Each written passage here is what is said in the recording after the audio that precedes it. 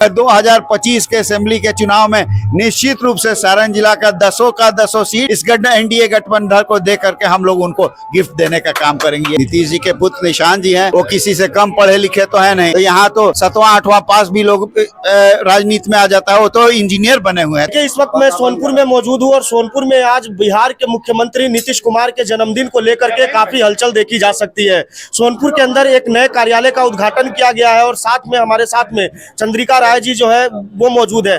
Sir, आज के कार्यक्रम के बारे में कुछ बताइए कि नीतीश कुमार जी के जन्मदिन को लेकर के काफी उत्साह देखा जा रहा है आप लोगों में। हमारे आदरणीय मुख्यमंत्री नीतीश कुमार जी, यशस्वी मुख्यमंत्री, उनका आज 75वां जन्म दिवस के अवसर पर सोनपुर और तमाम सारण जिला के लोगों ने इस कार्यक्रम को आयोजित किया।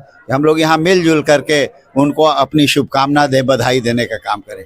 और मैं समझता हम लोगों ने उनके दीर्घायु की होने की कामना की है, स्वस्थ रहने की कामना की है, निरोग रहने की कामना की है, इसलिए कि और ये हृदय से है, इसलिए कि उनका रहना भी बहुत ज़रूरी है।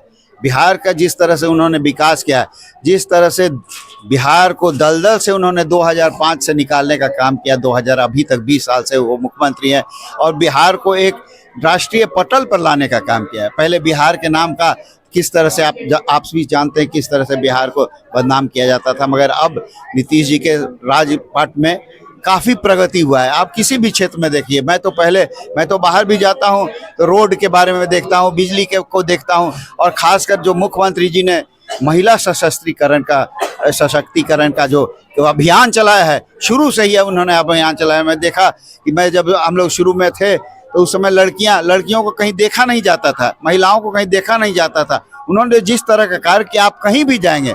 अब तो मैं एक दिन आज से 10-15 साल पहले मैं क्षेत्र में गया तो मैंने एक लड़की को बुलेट मोटरसाइकिल चलाते देखा, तो मैं समझ गया कि किस तरह से हम लोग आगे बढ़ रहे हैं, किस तरह से महिलाएं आगे बढ़ रहे हैं, किस तरह से महिलाएं समाज में आगे बढ़ करके अपना योगदान करने के। तो इनके लिए तो बहुत नीतीश जी को इस कारण से ही बहुत बड़ा तगमा मिलना चाहिए था।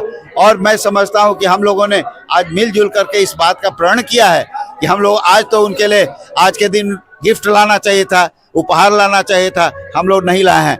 मगर 2025 के असेंबली के चुनाव में निश्चित रूप से सारण जिला का 10 सीट इस एनडीए गठबंधन को दे करके हम लोग उनको गिफ्ट देने का काम करेंगे। इसके लिए सर, अब तो नीतीश कुमार के बेटे निशांत कुमार के भी पॉलिटिक्स में एंट्री की बात चल रही है, उसको लेकर के कुछ देखिए ये उनका व्यक्तिगत चॉइस है। नीतीश जी के पुत्र निशांत जी हैं, वो किसी से कम पढ़े लिखे तो है नहीं, वो इंजीनियर हैं, मेसरा से इंजीनियरिंग किए हुए हैं जो मुझे जानकारी प्राप्त है।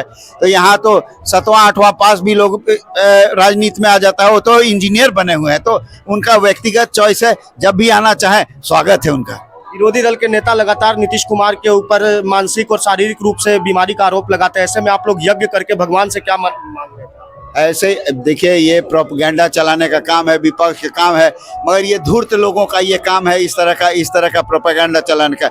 आप देख रहे हैं यात्रा में मुख्यमंत्री जी हर एक जिला में जा रहे हैं, हर एक जिला में सैकड़ों करोड़ का योजनाओं का उद्घाटन कर रहे हैं, शिलान्यास कर रहे हैं, और तभी भी लोग अजीब बात करते हैं।